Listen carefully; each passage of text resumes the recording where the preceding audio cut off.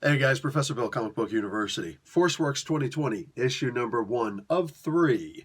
Yeah, I actually didn't I was so excited to see ForceWorks, I didn't notice the 2020 or the gear and all that stuff. This is essentially just a tie-in, an ancillary tie-in to the Iron Man 2020 thing, the run that's going on right now, which is actually really good. So, is this worth it to get since it's really just a tie-in? It's only meant to be ancillary to that book.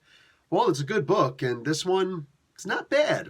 I can't argue, it's not bad. In case anybody's wondering, just really quick before we get into the book, ForceWorks was a thing already. There is already a volume 1 of ForceWorks. They had the Hawkeye solo series, which essentially led into the Avengers West Coast, which led into West Coast Avengers, which led into ForceWorks. And then it was just like, yeah, ForceWorks is a dumb name, and they dropped it. So I'm surprised they came back with it, but hey, I'm cool with it. Anyway, we're going to get talking about who made this comic book, and then we'll break into the comic book itself. So writer, Matthew Rosenberg. Yes, the exact same Matthew Rosenberg who stiffed me for an interview.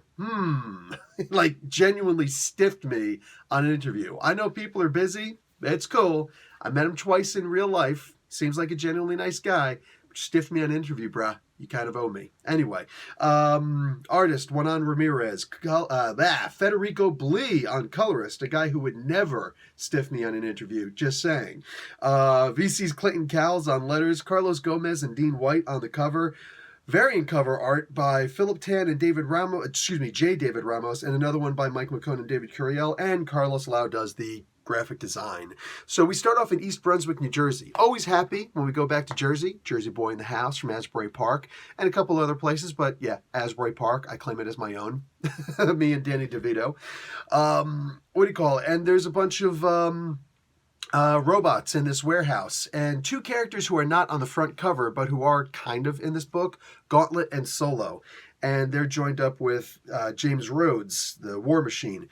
It's always good to see War Machine back in one of the Matthew Rosenberg books. Last time we saw War Machine, it was actually just the armor, and there was a white skull painted on the front of it, and it was effing awesome, and I have the figure because, like I said, it was effing awesome. That being said, what do you call it? So War Machine shows up, and he's trying to stop this robot revolution thing, and they're like, please have mercy. You're one of us.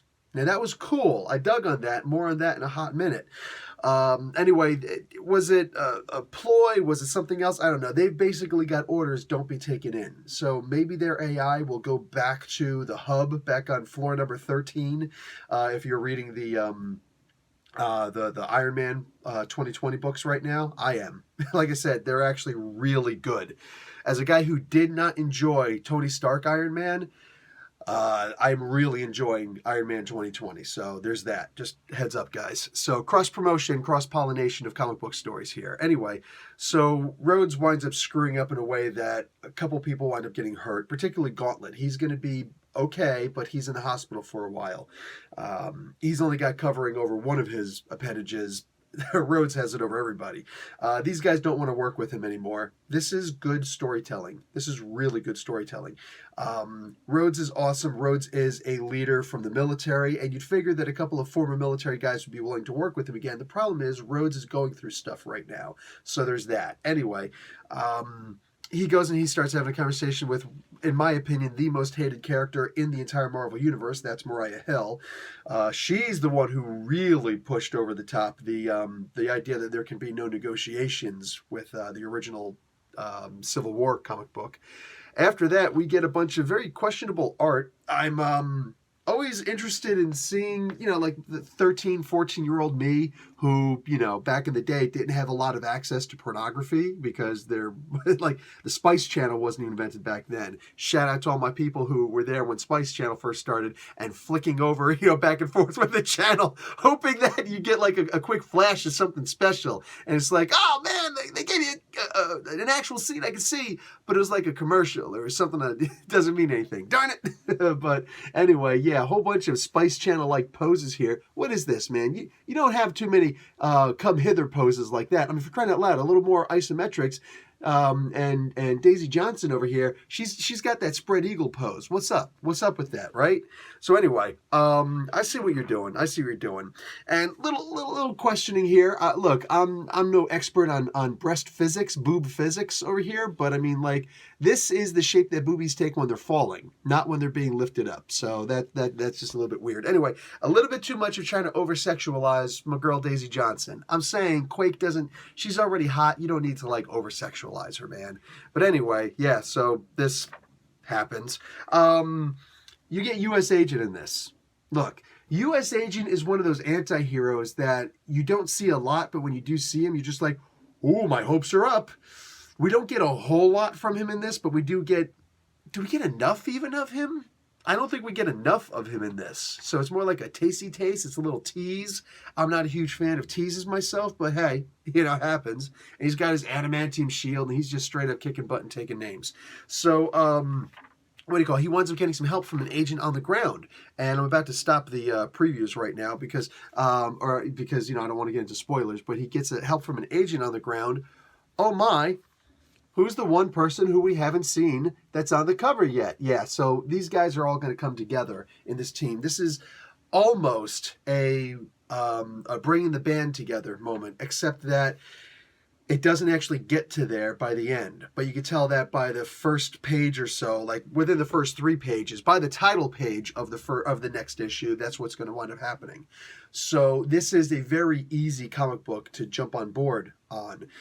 If you don't want to read the Iron Man 2020 books and you just want to read something with Winter Soldier, with USAgent, Johnny Walker, who, yeah, used to be called Jack Daniels. I wonder where they were going with those names. Anyway, I'm serious, by the way. Look it up. So this is a really good book for you. Seriously, like, it's only going to be 3 issues. I don't know that it's going to be that much. I mean, it's standard price, $3.99 US. But it is a fun comic book, I have to admit. Is it going to go anywhere? I don't know. I'm simply talking about the first issue, which is what I personally have access to. But with the, you know, this first of 3 issues, yeah, this was fun. It does cut a borderline. I'm going to say something bad about the book, then I'm going to say something, you know, really good about the book. This book, it's fast-paced, but it just crosses that threshold and sits on that fence between fast-paced and action-packed and just a little bit too much. You know what I'm saying? Like forcing, you know, like rushing, basically, is what I'm looking for. Rushing. So it's right on that cusp, right on that borderlining that precipice, like which direction will you fall? How good is your balance? Because it's really too much. Like for the little bit that happened in this comic book, it feels like they're just throwing a little bit too much action in it. I know, too much action, that's a bad thing. But when you've only got 3 issues and you've got a story to tell, I wonder how much of a story do you have to tell if you're literally just lambasting us with action. So Aquarius, but not, you know, but Aquarius enough that I'm willing to get the second issue. Not so Aquarius where I'm just like, no, this was good, hands down, nothing to argue about.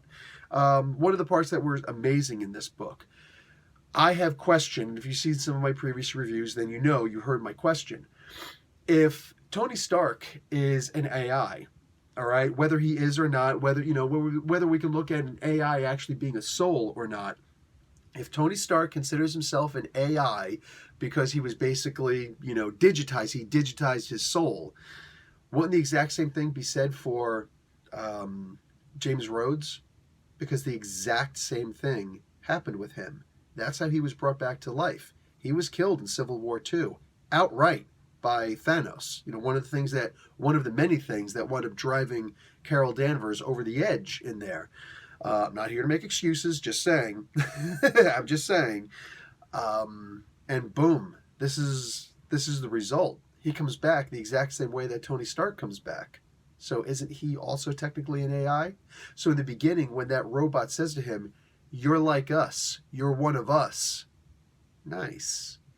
Just a hint of what could come. Hopefully we do get a lot more of that. Hopefully, maybe that's even the way that the next issue ends, because I'd be down if that's the way the next issue ends. This is a story that, as long as you're paying attention to that, and you got a couple other characters to bring in the excitement, This book practically writes itself, but I'm not here to take anything away from Matthew Rosenberg. He's an amazing writer. Speaking of taking away things, you owe me an interview, bruh. Just a conversation. Get yourself a cup of coffee. I'll do the same. You owe me an interview. Anyway, that's it for me, guys. Boom. Good stuff. Professor Bill, Comic Book University. Class dismissed.